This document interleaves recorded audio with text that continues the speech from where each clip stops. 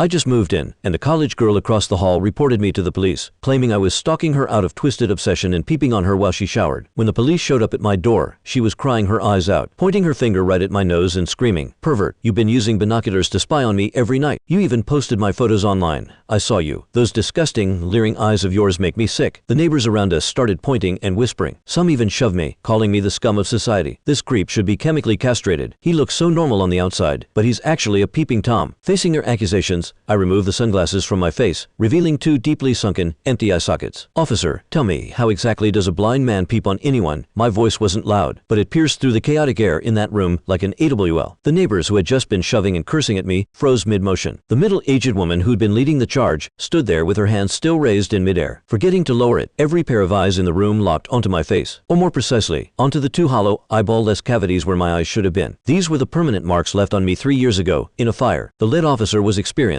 His name was William. He froze for a moment, then furrowed his brow, his tone thick with impatience. "Don't lie to us. Whether you're really blind or not, we'll find out at the hospital." The girl across the hall, Mia Lee, paused her crying for a beat, then burst into even shriller sobs. "He's lying. He's just trying to get away with it. There's no way he can't see. He stands by his window watching me every night. Those eyes, those eyes." She seemed to want to describe my eyes, but the sight of my empty sockets scared her speechless. She just pointed at me, trembling all over. "Disgusting. This is so disgusting." Her outburst stirred up the neighbors again. Right, he must be faking it. These days, criminals will do anything. He'd even claimed to be blind just to escape punishment. A young man even stepped forward indignantly, trying to grab me by the collar. "You scum, I'm going to teach you a lesson today." The police officer blocked him. "What are you doing? Everyone stay back. The police will handle this." He turned to me, his eyes still full of suspicion and disgust. "You're coming with us." I didn't resist. I calmly held out both hands. Cold metal touched my wrists. Two younger officers flanked me on either side and led me toward the elevator. Behind me, Mia's crying mixed with the neighbors' curses into a chaotic din. "Scum of society, get out of our community. Hope you are already in prison." I could see the righteous expressions on their faces. I could also hear the pleasure in their voices as they trampled me into the mud. I stepped into the elevator. The metal doors slowly closed, cutting off the noise from outside. One of the younger officers, probably new to the job, couldn't help but ask me quietly, Are you really blind?" I tugged at the corner of my mouth, but didn't answer. The other officer patted his shoulder, signaling him to keep quiet, but I knew that in their minds, the scales had already tipped completely in favor of that tearful young girl. After all, it was a young, pretty, pitiful college student on one side, and on the other, a suspicious man living alone, wearing sunglasses, in their eyes. It was crystal clear who was the victim and who was the perpetrator. What they didn't know was this: sometimes, what the eyes see is the biggest lie of all. And I, a blind man, had seen something that none of them had. For instance, when Mia accused me, her heartbeat was steady, without a single ripple of genuine emotion. The interrogation room at the police station was harshly lit by fluorescent lights, and the air smelled faintly of mildew. I sat on a cold metal chair,